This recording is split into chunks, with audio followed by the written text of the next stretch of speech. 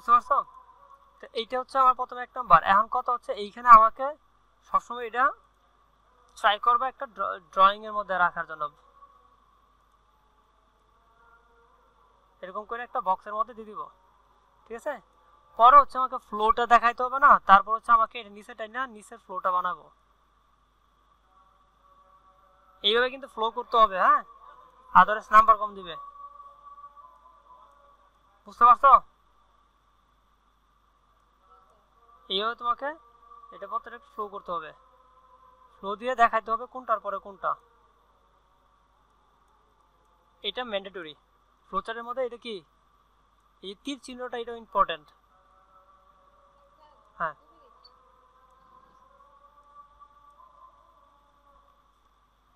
তুমি এখানে নাম্বারিং করতে পারো। আচ্ছা তুমি আসো।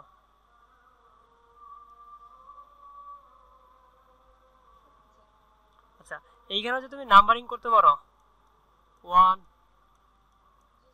2 হ্যাঁ 3, এরকম করে তুমি নাম্বার নিচে নিচে আগাইতে পারো। আরেকটা সিস্টেম আছে এটার, যদি আমরা খাতায় করব না, খেয়াল করো। হ্যাঁ,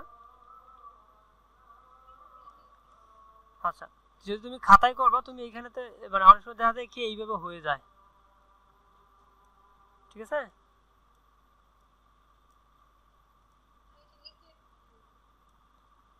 তোমার যেভাবে সুবিধা হয়, অনেকে ছোট করে লেখা তো, তো ছোট যাদের লেখা এরকম হয়। তো এম দেখা গেলো 2 3টা 4টা পর্যন্ত লিখলো, পরে ভেঙে গেছে না, তখন তারা কি করে জানো, এইভাবে তীর চিহ্ন দেয়, পরে লেখে, ঠিক আছে?